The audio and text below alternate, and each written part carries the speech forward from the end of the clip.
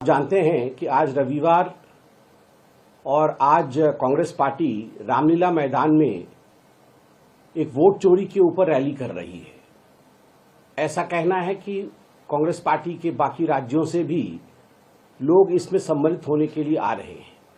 बड़ा आश्चर्य का विषय है। सदन और पार्लियामेंट जो लोकतंत्र का सबसे बड़ा मंदिर होता है, उस मंदिर में चर्चा होने के पश्चात, सघन चर्चा होने के पश्चात कांग्रेस पार्टी अब रैली कर रही है वोट चोरी को लेकर, एसआईआर को लेकर।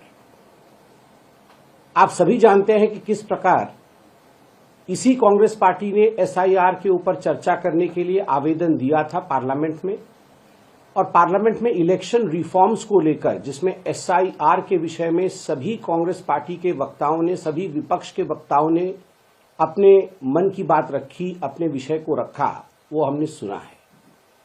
और उसका उत्तर माननीय गृह मंत्री जी ने भी दिया। राहुल गांधी जी ने जब इलेक्शन रिफॉर्म के बारे में अपने विषय को रखा, तो उनके सतही राजनीति, the superfluous attitude of Rahul Gandhi politics was quite evident that day. जो व्यक्ति हर दिन टी शर्ट पहनते थे, वह व्यक्ति उस दिन कुर्ता पजामा पहन के आए और उन्होंने एक बहुत बड़ा लेक्चर खादी के ऊपर दिया कि खादी जो है वो देश की आत्मा होती है। कांजीवरम साड़ी से लेकर बाकी सभी साड़ियों के विषय में, और किस प्रकार फैब्रिक एक दूसरे से जुड़े हुए हैं, एक फैब्रिक के ऊपर हमें लेक्चर सुनने को मिला। अब देखिए, एक व्यक्ति जो कभी खादी नहीं पहनता, एक व्यक्ति जो टी शर्ट पहनता है, वो केवल एक भाषण देने के लिए खादी पहन के आता है। उसी से ही राजनीति के असली रूप, असली रंग ढंग राहुल गांधी जी का ये मालूम पड़ता है। And he fabricated a story of SIR.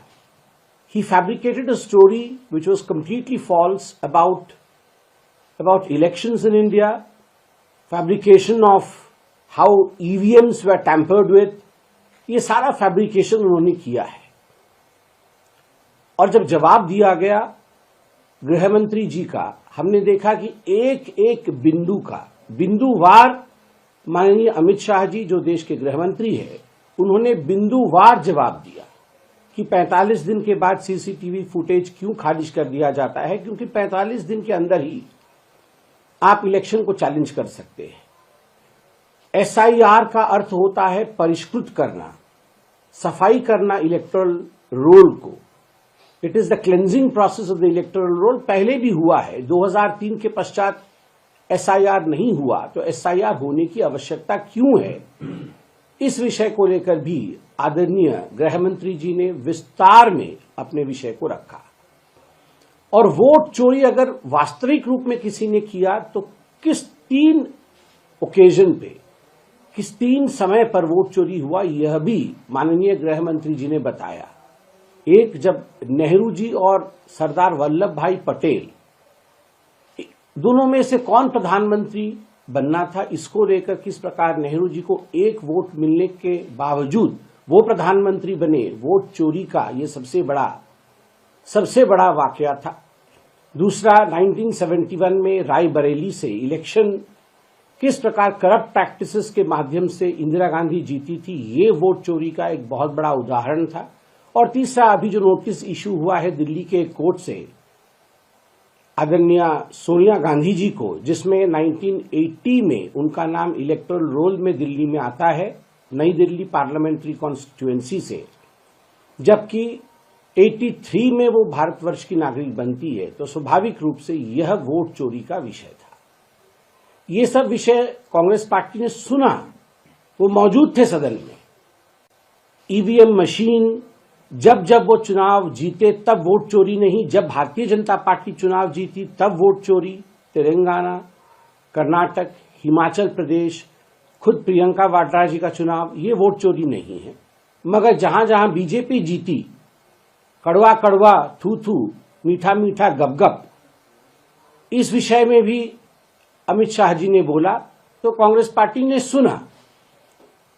मगर जब गृह मंत्री जी ने घुसपैठियों का जिक्र किया कि घुसपैठियों को बचाने के लिए कांग्रेस पार्टी चेष्टा कर रही है, तब कांग्रेस पार्टी तुरंत उठकर खड़ी हुई, उन्होंने प्रतिरोध किया और फिर वॉकआउट किया। तो एक बात संपूर्ण रूप से स्पष्ट होता है कि ये जो एसआईआर को लेकर रैली हो रही है, ये केवल और केवल किस प्रकार से घुसपैठियों को बचाने का कवायद आगे बढ़ाया जा सके, घुसपैठियों को बचाने की जो रैली है वही कांग्रेस पार्टी कर रही है। वो वॉकआउट करती है घुसपैठियों के नाम पे। आप सुनिए, प्रधानमंत्री जी ने भी कहा था इस विषय को बिहार के चुनाव के समय। आप सुनिए किस प्रकार से सदन में खड़े होकर अमित जी ने जब घुसपैठियों के विषय में कहा तब तुरंत वॉकआउट करती है कांग्रेस पार्टी। स्वाभाविक रूप से कांग्रेस पार्टी को सोचना होगा कि आखिरकार ये जो अपीजमेंट की राजनीति है, तुष्टीकरण की राजनीति है, कब तक ये करेगी। और मैं आज भी पूछना चाहता हूं राहुल गांधी जी से कि राहुल जी, अभी भी शायद 10 दिन शेष हैं। आपको अगर लगता है कि बिहार के चुनाव में किसी सीट पर गड़बड़ी हुई है तो अभी भी 45 दिन में 10 दिन शेष होंगे जब आप जाके कंप्लेंट कर सकते हैं। कोई कंप्लेंट नहीं, एक भी कोर्ट में केस नहीं, इलेक्शन कमीशन में एक भी किसी बूथ के ऊपर कंप्लेंट नहीं, मगर आप रैली कर रहे हैं। यही दिखाता है कि हाथ में वास्तविकता नहीं है, मगर एक भ्रम की स्थिति उत्पन्न करने की चेष्टा आप लोग कर रहे हैं। लाख कोशिश कांग्रेस पार्टी भटकाने की कर ले और हमारी संवैधानिक संस्थाओं को अपमानित और बदनाम करने के लिए कर ले, मगर विदेश भी जानता है, पूरा विश्व जानता है कि भारतवर्ष का लोकतंत्र एक बहुत सघन लोकतंत्र है।